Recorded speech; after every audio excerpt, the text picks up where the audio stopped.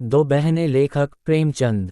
दोनों बहनें 2 साल के बाद एक तीसरे नातेदार के घर मिलीं और खूब रो धोकर खुश हुईं तो बड़ी बहन रूपकुमारी ने देखा कि छोटी बहन रामदुलारी सिर से पांव तक गहनों से लदी हुई है। कुछ उसका रंग खुल गया है, स्वभाव में कुछ गरिमा आ गई है और बातचीत करने में ज़्यादा चतुर हो गई है। कीमती बनारसी साड़ी और बेलदार उन्नावी मखमल के जम्पर ने उसके रूप को और भी चमका दिया। वही रामदुलारी लटकन में सिर के बाल खोले फूहड़ सी इधर उधर खेला करती थी। अंतिम बार रूपकुमारी ने उसे उसके विवाह में देखा था 2 साल पहले। तब भी उसकी शक्ल सूरत में कुछ ज्यादा अंतर न हुआ था। लंबी तो हो गई थी, मगर थी उतनी ही दुबली, उतनी ही फूहड़, उतनी ही मंदबुद्धि। जरा जरा सी बात पर रूठने वाली, मगर आज तो कुछ हालत ही और थी, जैसे कली खिल गई हो और यह रूप इसने छिपा कहाँ रखा था। नहीं, आंखों को धोखा हो रहा है। ये रूप नहीं, केवल आंखों को लुभाने की शक्ति है। रेशम और मखमल और सोने के बल पर वह रूपरेखा थोड़े ही बदल जाएगी, फिर भी आंखों में समाई जाती है। 50 स्त्रियां जमा हैं, मगर यह आकर्षण, ये जादू और किसी में नहीं। कहीं आईना मिलता तो वह जरा अपनी सूरत भी देखती। घर से चलते समय उसने आईना देखा था। अपने रूप को चमकाने के लिए जितना सान चढ़ा सकती थी, उससे कुछ अधिक ही चढ़ाया था। लेकिन अब वह सूरत जैसे स्मृति से मिट गई है, उसकी धुंधली सी परछाई भर हृदय पट पर है। उसे फिर से देखने के लिए वह बेकरार हो रही है। वह अब तुलनात्मक दृष्टि से देखेगी, रामदुलारी में यह आकर्षण कहाँ से आया, इस रहस्य का पता लगाएगी। यूं उसके पास मेकअप की सामग्रियों के साथ छोटा सा आईना भी है, लेकिन भीड़ भाड़ में वह आईना देखने या बनाव सिंगार की आदी नहीं है। ये औरतें दिल में न जाने क्या समझें, मगर यहाँ कोई आईना तो होगा ही। ड्राइंग रूम में जरूर ही होगा। वह उठकर ड्राइंग रूम में गई और कद्दे आदम शीशे में अपनी सूरत देखी। वहाँ इस वक्त और कोई न था। मर्द बाहर सहन में थे, औरतें गाने बजाने में लगी हुई थीं। उसने आलोचनात्मक दृष्टि से एक एक अंग को, अंगों के एक एक विन्यास को देखा।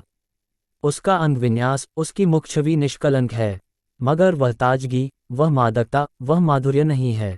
हाँ, नहीं है। वह अपने को धोखे में नहीं डाल सकती। कारण क्या है? यही कि रामदुलारी आज खिली है, उसे खिले जमाना हो गया। लेकिन इस ख्याल से उसका चित्त शांत नहीं होता। वह रामदुलारी से हेठी बनकर नहीं रह सकती। ये पुरुष भी कितने गावदी होते हैं, किसी में भी सच्चे सौंदर्य की परख नहीं।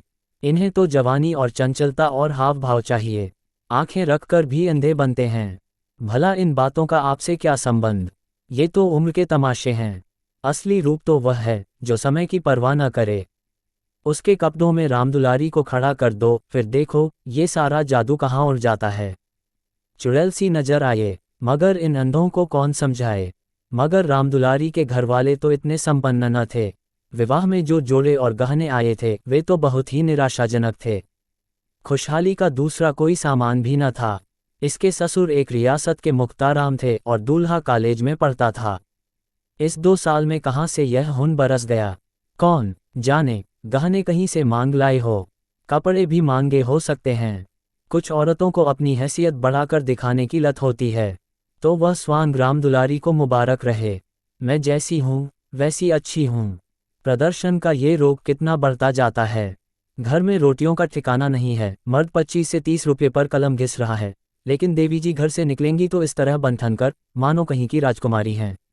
बिसातियों के और दर्जियों के तकाजे सहेंगी, बजाज के सामने हाथ जोड़ेंगी, शौहर की घुड़कियां खाएंगी, रोएंगी, रूठेंगी, मगर प्रदर्शन के उन्माद को नहीं रोकती।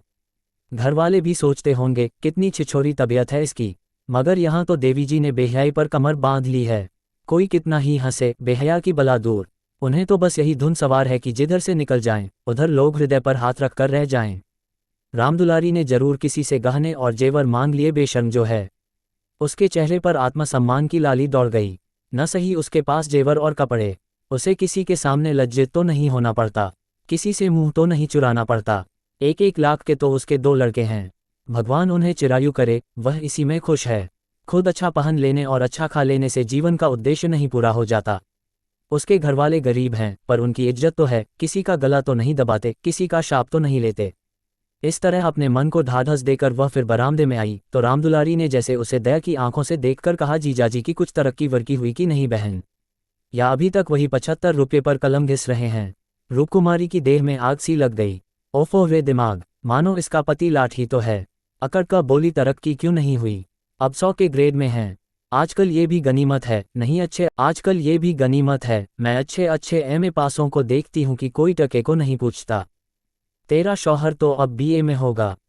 रामदुलारी ने नाक सिकोड़ कर कहा, उन्होंने तो पढ़ना छोड़ दिया बहन, पका औकात खराब करना था और क्या। एक कंपनी के एजेंट हो गए हैं, अब 250 रुपये माहवार पाते हैं, कमीशन ऊपर से 5 रुपये रोज सफ़र खर्च के भी मिलते हैं। ये समझ लो कि 500 का औसत पड़ जाता है। 150 माहवार तो उनका निज खर्च है बहन। ऊंचे ओहदे के लिए अच्छी हैसियत भी तो चाहिए। 350 बेदाग घर दे देते हैं, उसमें से 100 रुपये मुझे मिलते हैं, 250 में घर का खर्च खुशफैली से चल जाता है। एमए पास करके क्या करते। रूपकुमारी इस कथन को शेख चिल्ली की दास्तान से ज़्यादा महत्व नहीं देना चाहती, मगर रामदुलारी के लहजे में इतनी विश्वास उत्पादकता है कि वह अपनी निम्न चेतना में उससे प्रभावित हो रही है और उसके मुख पर पराजय की खिन्नता साफ झलक रही है। मगर यदि उसे बिल्कुल पागल नहीं हो जाना है तो इस ज्वाला को हृदय से निकाल देना पड़ेगा। जिरा करके अपने मन को विश्वास दिलाना पड़ेगा कि इसके काव्य में 1/4 से ज़्यादा सत्य नहीं है। 1/4 तक वह सह सकती है, इससे ज़्यादा उससे न सहा जाएगा। इसके साथ ही उसके दिल में धड़कन भी है कि कहीं ये कथा सत्य निकली तो वह रामदुलारी को कैसे मुंह दिखाएगी। उसे भय है कि कहीं उसकी आंखों से आंसू न निकल पड़ें। कहाँ 75 और कहाँ 500, इतनी बड़ी रकम आत्मा की हत्या करके भी क्यों न मिले, फिर भी रूपकुमारी के लिए असह्य है। आत्मा का मूल्य अधिक से अधिक 100 रुपये हो सकता है, 500 किसी हालत में भी नहीं।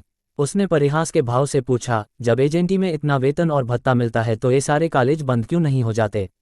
हजारों लड़के क्यों अपनी जिंदगी खराब करते हैं। रामदुलारी बहन के खिसियानेपन का आनंद उठाती हुई बोली, बहन तुम यहाँ भूल कर रही हो। एमए तो सभी पास हो सकते हैं, मगर एजेंटी बिरले ही किसी को आती है। ये तो ईश्वर की देन है। कोई जिंदगी भर पढ़ता रहे, मगर यह जरूरी नहीं कि वह अच्छा एजेंट भी हो जाए। रुपये पैदा करना दूसरी बात है, आलिम फाजिल हो जाना दूसरी बात। अपने माल की श्रेष्ठता का विश्वास पैदा कर देना, ये दिल में जमा देना कि इससे सस्ता और टिकाऊ माल बाजार में मिल ही नहीं सकता, आसान काम नहीं है। एक से एक घाघों से उनका साबका पड़ता है। बड़े बड़े राजाओं और रईसों का मत फेरना पड़ता है, तब जाके कहीं माल बिकता है। मामूली आदमी तो राजाओं और नवाबों के सामने ही न जा सके, पहुंच ही न हो, और किसी तरह पहुंच भी जाए तो जबान न खुले। पहले पहले तो इन्हें भी झिझक हुई थी, मगर अब तो इस सागर के मगर हैं। अगले साल तरक्की होने वाली है। रूपकुमारी की धमनियों में रक्त की गति जैसे बंद हुई जा रही है। निर्दयी आकाश गिर क्यों नहीं पड़ता, पाषाण हृदया धरती फट क्यों नहीं जाती।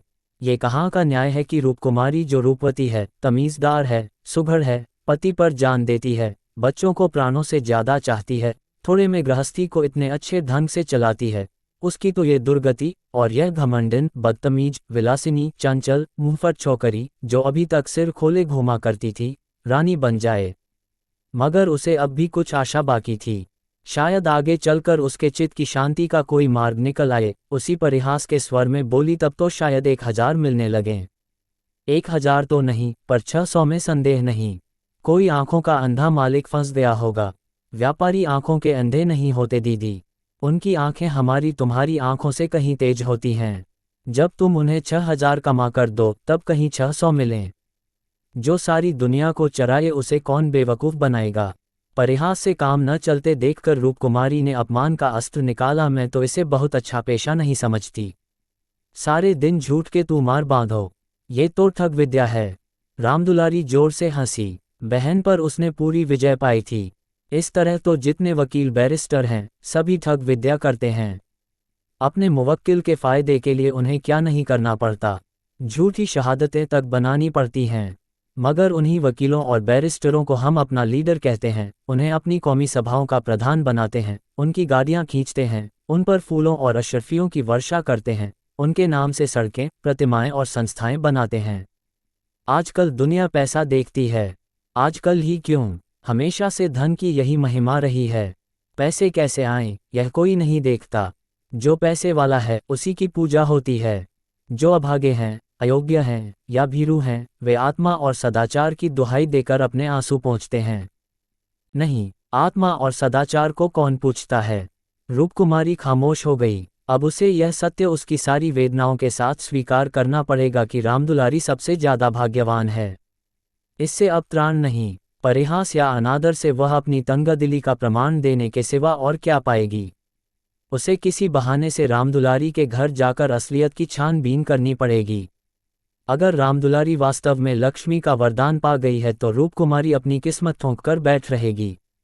समझ लेगी कि दुनिया में कहीं न्याय नहीं है, कहीं ईमानदारी की पूछ नहीं है। मगर क्या सचमुच उसे इस विचार से संतोष होगा? यहाँ कौन ईमानदार है? वही जिसे बेईमानी करने का अवसर नहीं है और न इतनी बुद्धि या मनोबल है कि वह अवसर पैदा कर ले। उसके पति 75 रुपये पाते हैं, पर क्या 10-20 रुपये और ऊपर से मिल जाएं तो वह खुश होकर ले न लेंगे। उनकी ईमानदारी और सत्यवादिता उसी समय तक है जब तक अवसर नहीं मिलता। जिस दिन मौका मिला, सारी सत्यवादिता धरी रह जाएगी। और क्या रूपकुमारी में इतना नैतिक बल है कि वह अपने पति को हराम का माल हजम करने से रोक दे? रोकना तो दूर की बात है, वह प्रसन्न होगी, शायद पतिदेव की पीठ ठोकेगी। अभी उनके दफ्तर से आने के समय वह मन मारे बैठी रहती है। तब वह द्वार पर खड़ी होकर उनकी बाट जोहेगी और ज्यों ही वह घर में आएंगे उनकी जेबों की तलाशी लेगी। आंगन में गाना बजाना हो रहा था। रामदुलारी उमंग के साथ गा रही थी और रूपकुमारी वहीं बरामदे में उदास बैठी हुई थी। न जाने क्यों उसके सिर में दर्द होने लगा था। कोई गाए, कोई नाचे, उससे प्रयोजन नहीं। वह तो अभागिन है, रोने के लिए पैदा की गई है। 9 बजे रात को मेहमान रुखसत होने लगे। रूपकुमारी भी उठी, इक्का मंगवाने जा रही थी कि रामदुलारी ने कहा, इक्का मंगवा कर क्या करोगी बहन? मुझे लेने के लिए कार आती होगी। चलो 2-4 दिन मेरे यहाँ रहो, फिर चली जाना। मैं जीजाजी को कहला भेजूंगी, तुम्हारा इंतजार न करें। रूपकुमारी का यह अंतिम अस्त्र भी बेकार हो गया। रामदुलारी के घर जाकर हालचाल की टोल लेने की इच्छा गायब हो गई। वह अब अपने घर जाएगी और मुंह ढांप कर पड़ी रहेगी। इन फटेहालों में क्यों किसी के घर जाए? बोली, नहीं, अभी तो मुझे फुर्सत नहीं है, बच्चे घबरा रहे होंगे। फिर कभी आऊंगी। क्या रात भर भी न ठहरोगी? नहीं। अच्छा बताओ, कब आओगी? मैं सवारी भेज दूंगी, मैं खुद कहला भेजूंगी, तुम्हें याद न रहेगी। साल भर हो गया, भूलकर भी याद न किया। मैं इसी इंतजार में थी कि दीदी बुलावे तो चलूं। एक ही शहर में रहते हैं, फिर भी इतनी दूर की साल भर गुजर जाए और मुलाकात तक न हो। रूपकुमारी इसके सिवा और क्या कहे कि घर के कामों से छुट्टी नहीं मिलती। कई बार उसने इरादा किया कि दुलारी को बुलाए, मगर अवसर ही न मिला। सहसा रामदुलारी के पति मी गुरुसेवक ने आकर बड़ी साली को सलाम किया। बिल्कुल अंग्रेजी सज धज, मुंह में चुरुट, कलाई पर सोने की घड़ी, आंखों पर सुनहरी ऐनक, जैसे कोई सिविलियन हो। चेहरे से जेहानत और शराफत बरस रही थी। वह इतना रूपवान और सजीला है, रूपकुमारी को अनुमान न था। कपड़े जैसे उसकी देह पर खिल रहे थे। आशीर्वाद देकर बोली, आज यहाँ न आती तो मुझसे मुलाकात क्यों होती? गुरुसेवक हंसकर बोला, यह उल्टी शिकायत। क्यों न हो, कभी आपने बुलाया और मैं न गया। मैं नहीं जानती थी कि तुम अपने को मेहमान समझते हो। वह भी तो तुम्हारा ही घर है। रामदुलारी देख रही थी कि मन में उससे ईर्ष्या रखते हुए भी वह कितनी वाणी मधुर, कितनी स्निग्ध, कितनी अनुग्रह प्रार्थिनी होती जा रही है। गुरुसेवक ने उदार मन से कहा, हाँ, अब मान गया भाभी साहब, बेशक मेरी गलती है। इस दृष्टि से मैंने विचार नहीं किया था, मगर आज तो मेरे घर रहिए। नहीं, आज बिल्कुल अवकाश नहीं है, फिर कभी आऊंगी। लड़के घबरा रहे होंगे। रामदुलारी बोली, मैं कितना कह के हार गई, मानती ही नहीं। दोनों बहनें कार की पिछली सीट पर बैठीं। गुरुसेवक ड्राइव करता हुआ चला। जरा देर में उसका मकान आ गया। रामदुलारी ने फिर बहन से उतरने के लिए आग्रह किया, पर वह न मानी। लड़के घबरा रहे होंगे। आखिर रामदुलारी उससे गले मिलकर अंदर चली गई। गुरुसेवक ने कार बढ़ाई। रूपकुमारी ने उड़ती हुई निगाह से रामदुलारी का मकान देखा और वह ठोस सत्य एक शलाका की भांति उसके कलेजे में चुभ गया। कुछ दूर जाकर गुरुसेवक बोला, भाभी, मैंने तो अपने लिए अच्छा रास्ता निकाल लिया। अगर 2-4 साल इसी तरह काम करता रहा तो आदमी बन जाऊंगा। रूपकुमारी ने सहानुभूति के साथ कहा, रामदुलारी ने मुझसे बताया था। भगवान करे जहां रहो खुश रहो, मगर जरा हाथ पैर संभाल के रहना। मैं मालिक की आंख बचाकर एक पैसा भी लेना पाप समझता हूँ भाभी। दौलत का मजा तो तभी है कि ईमान सलामत रहे। ईमान खोकर पैसे मिले तो क्या? मैं ऐसी दौलत को त्याज्य समझता हूँ, और आंख किसकी बचाऊं? सब सियाह सफ़ेद तो मेरे हाथ में है। मालिक तो रहा नहीं, केवल उसकी बेवा है। उसने सब कुछ मेरे हाथ में छोड़ रखा है। मैंने उसका कारोबार संभाल न लिया होता तो सब कुछ चौपट हो जाता। मेरे सामने तो मालिक सिर्फ 3 महीने जिंदा रहे, मगर आदमी को परखना खूब जानते थे। मुझे 100 रुपये पर रखा और 1 महीने में 200 रुपये कर दिया। आप लोगों की दुआ से पहले ही महीने में मैंने 12,000 का काम किया। क्या काम करना पड़ता है? रूपकुमारी ने बिना किसी उद्देश्य के पूछा। वही मशीनों की एजेंटी, तरह तरह की मशीनें मंगाना और बेचना। ठंडा जवाब था। रूपकुमारी का मनहूस घर आ गया। द्वार पर एक लालटेन टिमटिमा रही थी। उसके पति उमानाथ द्वार पर टहल रहे थे, मगर रूपकुमारी ने गुरुसेवक से उतरने के लिए आग्रह नहीं किया। एक बार शिष्टाचार के नाते कहा जरूर पर जोर नहीं दिया, और उमानाथ तो गुरुसेवक से मुखातिब भी न हुए। रूपकुमारी को वह घर अब कब्रिस्तान सा लग रहा था, जैसे फूटा हुआ भाग्य हो। न कहीं फर्श, न फर्नीचर, न गमले।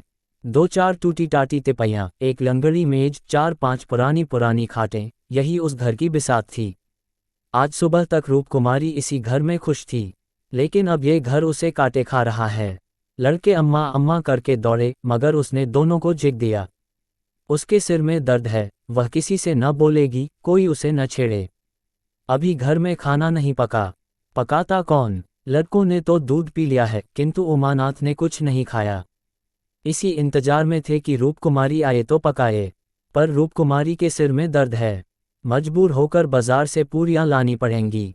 रूपकुमारी ने तिरस्कार के स्वर में कहा, तुम अब तक मेरा इंतजार क्यों करते रहे? मैंने तो खाना पकाने की नौकरी नहीं लिखाई है, और जो रात को वहीं रह जाती। आखिर तुम कोई महाराजन क्यों नहीं रख लेते? क्या जिंदगी भर मुझी को पीसते रहोगे? उमानाथ ने उसकी तरफ आहत विस्मय की आंखों से देखा। उसके बिगड़ने का कोई कारण उनकी समझ में न आया। रूपकुमारी से उन्होंने हमेशा निरापद सहयोग पाया है, निरापद ही नहीं, सहानुभूतिपूर्ण भी। मैं मालिक की आंख बचाकर एक पैसा भी लेना पाप समझता हूँ भाभी। दौलत का मजा तो तभी है कि ईमान सलामत रहे। ईमान खोकर पैसे मिले तो क्या? मैं ऐसी दौलत को त्याज्य समझता हूँ, और आंख किसकी बचाऊं?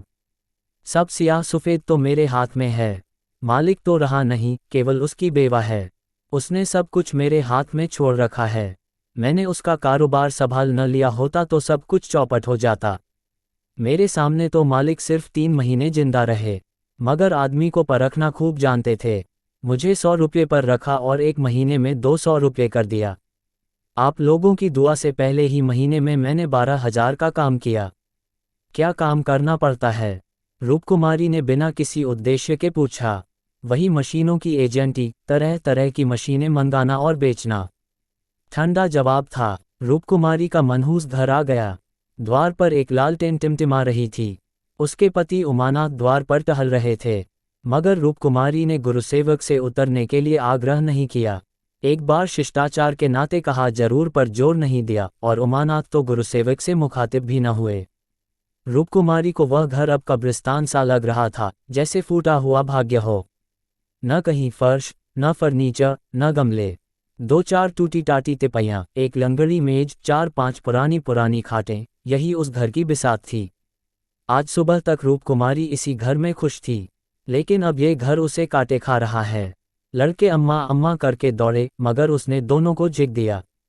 उसके सिर में दर्द है, वह किसी से न बोलेगी, कोई उसे न छेड़े। अभी घर में खाना नहीं पका। पकाता कौन? लड़कों ने तो दूध पी लिया है, किंतु उमानाथ ने कुछ नहीं खाया। इसी इंतजार में थे कि रूपकुमारी आए तो पकाए, पर रूपकुमारी के सिर में दर्द है। मजबूर होकर बाजार से पूरियां लानी पड़ेंगी। रूपकुमारी ने तिरस्कार के स्वर में कहा, तुम अब तक मेरा इंतजार क्यों करते रहे? मैंने तो खाना पकाने की नौकरी नहीं लिखाई है, और जो रात को वहीं रह जाती। आखिर तुम कोई महाराजन क्यों नहीं रख लेते? क्या जिंदगी भर मुझी को पीसते रहोगे? उमानाथ ने उसकी तरफ आहत विस्मय की आंखों से देखा। उसके बिगड़ने का कोई कारण उनकी समझ में न आया। रूपकुमारी से उन्होंने हमेशा निरापद सहयोग पाया है, निरापद ही नहीं, सहानुभूतिपूर्ण भी।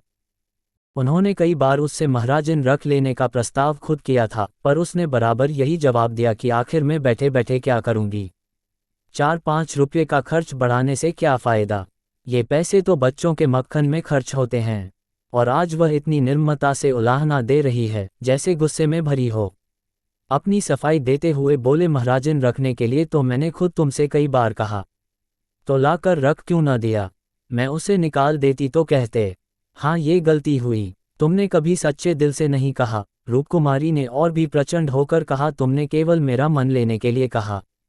मैं ऐसी भोली नहीं हूं कि तुम्हारे मन का रहस्य न समझें। तुम्हारे दिल में कभी मेरे आराम का विचार आया ही नहीं। तुम तो खुश थे कि अच्छी लौड़ी मिल गई है, एक रोटी खाती है और चुपचाप पड़ी रहती है, महज खाने और कपड़े पर, ये भी जब घर की ज़रूरतों से बचे। 75 रुपल्लियाँ लाकर मेरे हाथ पर रख देते हो और सारी दुनिया का खर्च। मेरा दिल ही जानता है मुझे कितनी कतर व्योत करनी पड़ती है। क्या पहनूं और क्या ओढ़ूं, तुम्हारे साथ जिंदगी खराब हो गई। संसार में ऐसे मर्द भी हैं जो स्त्री के लिए आसमान के तारे तोड़ लाते हैं। गुरुसेवक ही को देखो, दूर क्यों जाओ, तुमसे कम पड़ा है, उम्र में तुमसे कहीं कम है, मगर 500 का महीना लाता है और रामदुलारी रानी बनी बैठी रहती है। तुम्हारे लिए यही 75 रुपये बहुत हैं। रानर मानर में ही मगन। तुम नाहक मर्द हुए, तुम्हें तो औरत होना चाहिए था। औरतों के दिल में कैसे कैसे अरमान होते हैं, मगर मैं तो तुम्हारे लिए घर की मुर्गी का बासी साग हूँ। तुम्हें तो कोई तकलीफ होती नहीं। तुम्हें तो कपड़े भी अच्छे चाहिए, खाना भी अच्छा चाहिए, क्योंकि पुरुष हो बाहर से कमाकर लाते हो। मैं चाहे जैसे रहूं तुम्हारी बला से। वागबानों का ये सिलसिला कई मिनट तक जारी रहा और उमानाथ चुपचाप सुनते रहे। अपनी जान में उन्होंने रूपकुमारी को शिकायत का कभी मौका नहीं दिया। उनका वेतन कम है, ये सत्य है, पर यह उनके बस की बात तो नहीं। वह दिल लगाकर अपना काम करते हैं, अफसरों को खुश रखने की सदैव चेष्टा करते हैं। इसी साल बड़े बाबू के छोटे सुपुत्र को 6 महीने तक बिना नागा पढ़ाया, इसीलिए तो कि वह प्रसन्न रहें। अब वह और क्या करें। रूपकुमारी की खफगी का रहस्य वह समझ गए। अगर गुरुसेवक वास्तव में 500 रुपये लाता है तो बेशक वह भाग्य का बली है, लेकिन दूसरों की ऊंची पेशानी देखकर अपना माथा तो नहीं फोड़ा जाता। किसी संयोग से उसे यह अवसर मिल गया, मगर हर एक को तो ऐसे अवसर नहीं मिलते। वह इसका पता लगाएंगे कि सचमुच उसे 500 ही मिलते हैं या महज डींग है। और मान लिया कि 500 मिलते हैं, तो क्या इससे रूपकुमारी को यह हक है कि वह उनको ताने दे और उन्हें जली कटी सुनाए। अगर इसी तरह वह भी रूपकुमारी से ज़्यादा रूपवती और सुशीला रमणी को देखकर रूपकुमारी को कोसना शुरू करें तो कैसा हो। रूपकुमारी सुंदरी है, मृदुभाषिणी है, त्यागमयी है, लेकिन उससे बकस सुंदरी, मृदुभाषिणी, त्यागमयी देवियों से दुनिया खाली नहीं है। तो क्या इस कारण वह रूपकुमारी का अनादर करें। एक समय था जब उनकी नज़रों में रूपकुमारी से ज़्यादा रूपवती रमणी संसार में न थी, लेकिन वह उन्माद कब का शांत हो गया। भावुकता के संसार से वास्तविक जीवन में आए उन्हें एक युग बीत गया। अब तो विवाहित जीवन का उन्हें काफ़ी अनुभव हो गया है। एक को दूसरे के गुण दोष मालूम हो गए हैं। अब तो संतोष ही में उनका जीवन सुखी रह सकता है। मगर रूपकुमारी समझदार होकर भी इतनी मोटी सी बात नहीं समझती। फिर भी उन्हें रूपकुमारी से सहानुभूति ही हुई। वह उदार प्रकृति के आदमी थे और कल्पनाशील भी। उसकी कटु बातों का कुछ जवाब न दिया, शरबत की तरह पी गए। अपनी बहन के ठाठ देखकर एक क्षण के लिए रूपकुमारी के मन में ऐसे निराशाजनक, अन्यायपूर्ण, दुखद भावों का उठना बिल्कुल स्वाभाविक है। रूपकुमारी कोई सन्यासिनी नहीं, विरागिनी नहीं कि हर एक दशा में अविचलित रहे। इस तरह अपने मन को समझाकर उमानाथ ने गुरुसेवक के विषय में तहकीकात करने का संकल्प किया। 1 सप्ताह तक रूपकुमारी मानसिक अशांति की दशा में रही। बात बात पर झुंझलाती, लड़कों को डांटती, पति को कोसती, अपने नसीबों को रोती। घर का काम तो करना ही पड़ता था, लेकिन अब इस काम में उसे आनंद न आता था। बेगार सी टालती थी। घर की जिन पुरानी धुरानी चीज़ों से उसका आत्मीय संबंध सा हो गया था, जिनकी सफाई और सजावट में वह व्यस्त रहा करती थी, उनकी तरफ अब आंख उठाकर भी न देखती। घर में एक ही खिदमतगार था। उसने जब देखा बहूजी घर की तरफ से खुद ही लापरवाह हैं तो उसे क्या गरज थी कि सफाई करता। जो चीज़ जहाँ पड़ी थी वहीं पड़ी रहती, कौन उठाकर ठिकाने से रखे। बच्चे माँ से बोलते डरते थे और उमानाथ तो उसके साए से भागते थे। जो कुछ सामने थाली में आ जाता उसे पेट में डाल लेते और दफ्तर चले जाते। दफ्तर से लौटकर दोनों बच्चों को साथ ले लेते और कहीं घूमने निकल जाते। रूपकुमारी से कुछ कहना बारूद में दिया सलाई लगाना था। हाँ, उनकी यह तहकीकात जारी थी। एक दिन उमानाथ दफ्तर से लौटे तो उनके साथ गुरुसेवक भी थे। रूपकुमारी ने आज कई दिनों के बाद परिस्थिति से सहयोग कर लिया था और इस वक्त झाड़न लिए कुर्सियां और तिपाइयां साफ कर रही थी कि गुरुसेवक ने अंदर पहुंचकर सलाम किया। रूपकुमारी दिल में कट गई। उमानाथ पर ऐसा क्रोध आया कि उसका मुंह नोच ले। इन्हें लाकर यहाँ क्यों खड़ा कर दिया। न कहना न सुनना, बस बुला लाए। उसे इस दशा में देखकर गुरुसेवक दिल में क्या कहता होगा, मगर इन्हें अक्ल आई ही कब थी। वह अपना पर्दा ढांकती फिरती है और आप उसे खोलते फिरते हैं। जरा भी लज्जा नहीं, जैसे बेहयाई का बाना पहन लिया है। बरबस उसका अपमान करते हैं। न जाने उसने उनका क्या बिगाड़ा है। आशीर्वाद देकर कुशल समाचार पूछा और कुर्सी रख दी। गुरुसेवक ने बैठते हुए कहा, आज भाई साहब ने मेरी दावत की है, मैं उनकी दावत पर तो न आता, लेकिन जब उन्होंने कहा तुम्हारी भाभी का कड़ा तकाजा है, तब मुझे समय निकालना पड़ा था। रूपकुमारी ने बात बनाई, घर का कलह छिपाना पड़ा तुमसे, उस दिन कुछ बातचीत न हो पाए। जी लगा हुआ था। गुरुसेवक ने कमरे के चारों तरफ नजर दौड़ाकर कहा, इस पिंजरे में तो आप लोगों को बड़ी तकलीफ होती होगी। रूपकुमारी को ज्ञात हुआ, ये युवक कितना सुरुचिहीन, कितना अरसिक है। दूसरों के मनोभावों का आदर करना जैसे जानता ही नहीं। इसे इतनी सी बात भी नहीं मालूम कि दुनिया में सभी भाग्यशाली नहीं होते। लाखों में एक ही कहीं भाग्यवान निकलता है, और उसे भाग्यवान ही क्यों कहा जाए। जहां बहुतों को दाना न मयस्सर हो, वहां थोड़े से आदमियों के भोग विलास में कौन सा सौभाग्य। जहां बहुत से आदमी भूखों मर रहे हों, वहां दो चार आदमी मोहन भोग उड़ाएं तो यह उनकी बेहयाई और हृदयहीनता है, सौभाग्य कभी नहीं। कुछ चिड़क बोली, पिंजरे में कटघरे में रहने से अच्छा है। पिंजरे में निरीह पक्षी रहते हैं, कटघरा तो घातक जंतुओं का ही निवास स्थान है। गुरुसेवक शायद ये संकेत न समझ सका, बोला, मेरा तो इस घर में दम घुट जाए। मैं आपके लिए अपने घर के पास ही एक मकान ठीक करा दूंगा, खूब लंबा चौड़ा, आपसे कुछ किराया न लिया जाएगा। मकान हमारी मालकिन का है, मैं भी उसी के एक मकान में रहता हूँ। सैकड़ों मकान हैं उनके पास, सैकड़ों, सब मेरे अख्तियार में है। जिसे जो मकान चाहूँ दे दूँ, मेरे अख्तियार में है, किराया लूँ या न लूँ, मैं आपके लिए सबसे अच्छा मकान ठीक करूँगा। मैं आपका बहुत अदब करता हूँ। रूपकुमारी समझ गई, महाशय इस वक्त नशे में हैं, अभी यूं बहक रहे हैं। अब उसने गौर से देखा तो उनकी आंखें सिकुड़ गई थीं, गाल कुछ फूल गए थे, जबान भी लखड़ाने लगी थी। एक जवान, खूबसूरत शरीफ चेहरा कुछ ऐसा शेखीबाज और निर्लज हो गया कि उसे देखकर घृणा होती थी। उसने एक क्षण बाद फिर बहकना शुरू किया, मैं आपका बहुत अदब करता हूँ। जी हाँ, आप मेरी बड़ी भाभी हैं, आपके लिए मेरी जान हाजिर है। आपके लिए एक मकान नहीं, 100 मकान तैयार हैं। मैं मिसेज लोहिया का मुख्तार हूँ, सब कुछ मेरे हाथ में है, सब कुछ। मैं जो कुछ कहता हूँ वह आंखें बंद करके मंजूर कर लेती हैं। मुझे अपना बेटा समझती हैं, मैं उसकी सारी जायदाद का मालिक हूँ। मिशून्य लोहिया ने मुझे 20 रुपये पर रखा, 20 रुपये पर। वह बड़ा मालदार था, मगर किसी को नहीं मालूम उसकी दौलत कहाँ से आती थी, किसी को नहीं मालूम, मेरे सिवा कोई नहीं जानता। वह खुफिया फरोश था, किसी से कहना नहीं। वह चोरी से कोकीन बेचता था, लाखों की आमदनी थी उसकी। अब वही व्यापार मैं करता हूँ, हर शहर में हमारे खुफिया एजेंट हैं। मिशून्य लोहिया ने मुझे इस फन में उस्ताद बना दिया। जी हाँ, मजाल नहीं कि मुझे कोई गिरफ्तार कर ले, बड़े बड़े अफसरों से मेरा याराना है।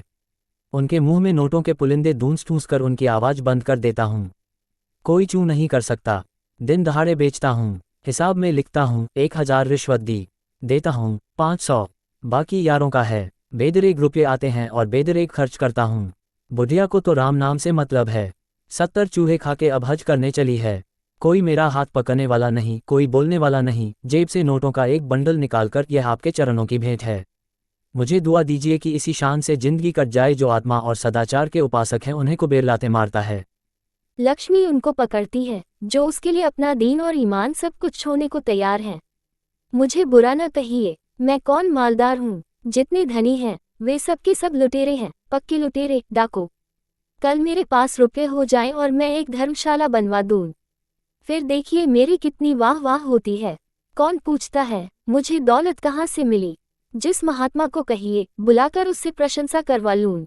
मिशून्य लोहिया को महात्माओं ने धर्म भूषण की उपाधि दी थी, इन स्वार्थी पेट के बंदरों ने। उस बुढ़े को जिससे बड़ा कुकर्मी संसार में न होगा। यहाँ तो लूट है, एक वकील आध घंटा बहस करके 500 मार लेता है, एक डॉक्टर जरा सा नश्तर लगाकर 1000 सीधा कर लेता है, एक जुआरी स्पेकुलेशन में एक एक दिन में लाखों का वारा न्यारा करता है। अगर उनकी आमदनी जायज है तो मेरी आमदनी भी जायज है। जी हाँ, जायज है। मेरी निगाह में बड़े से बड़े मालदार की भी कोई इज्जत नहीं। मैं जानता हूँ वह कितना बड़ा हथकंडेबाज है। यहाँ जो आदमी आंखों में धूल झोंक सके वही सफल है। गरीबों को लूटकर मालदार हो जाना समाज की पुरानी परिपाटी है। मैं भी वही करता हूँ जो दूसरे करते हैं। जीवन का उद्देश्य है ऐसा करना। खूब लूटूंगा, खूब ऐश करूंगा और बुढ़ापे में खूब खैरात करूंगा। और एक दिन लीडर बन जाऊंगा। कहिए गिना दून, यहाँ कितने लोग जुआ खेल खालकर करोड़पति हो गए, कितने औरतों का बाजार लगाकर करोड़पति हो गए। सहसा उमानाथ ने आकर कहा, मी शून्य गुरुसेवक, क्या कर रहे हो? चलो चाय पी लो, ठंडी हो रही है। गुरुसेवक ऐसा हड़बड़ा उठा मानो अपने सचेत रहने का प्रमाण देना चाहता हो, मगर पांव लखड़ाए और जमीन पर गिर पड़ा। फिर संभल कर उठा और झूमता झूमता ठोकरें खाता बाहर चला गया। रूपकुमारी ने आजादी की सांस ली। यहाँ बैठे बैठे उसे हौलदिल सा हो रहा था। कमरे की हवा जैसे कुछ भारी हो गई थी। जो प्रेरणाएं कई दिन से अच्छे अच्छे मनोहर रूप भरकर उसके मन में आ रही थी, आज उसे उनका असली विभत्स घिनौना रूप नजर आया। जिस त्याग, सादगी और साधुता के वातावरण में अब तक उसकी जिंदगी गुजरी थी, उसमें इस तरह के दांव पेंच, छल कपट और पतित स्वार्थ का घुसना बिल्कुल ऐसा ही था जैसे किसी बाग में सांडों का एक झुंड घुस आए। इन दामों वो दुनिया की सारी दौलत और सारा ऐश खरीदने को भी तैयार न हो सकती थी। लक्ष्मी उनको पकड़ती है जो उसके लिए अपना दीन और ईमान सब कुछ छोड़ने को तैयार हैं।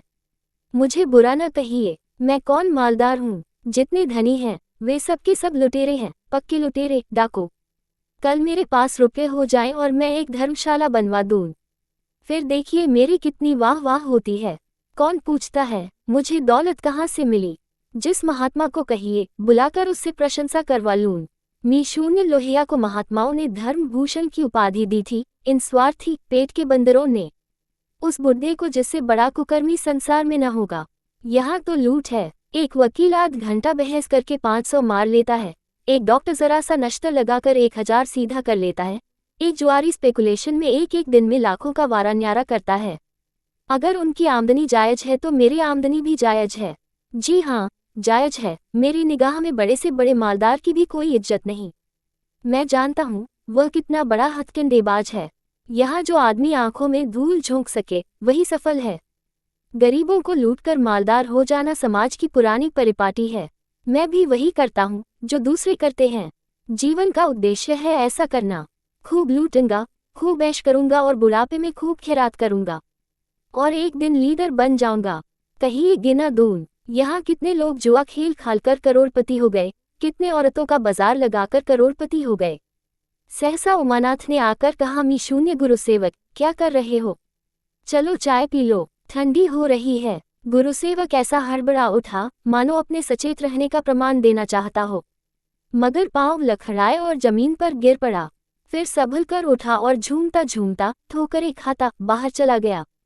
रूपकुमारी ने आजादी की सांस ली। यहाँ बैठे बैठे उसे हौलदिल सा हो रहा था। कमरे की हवा जैसे कुछ भारी हो गई थी।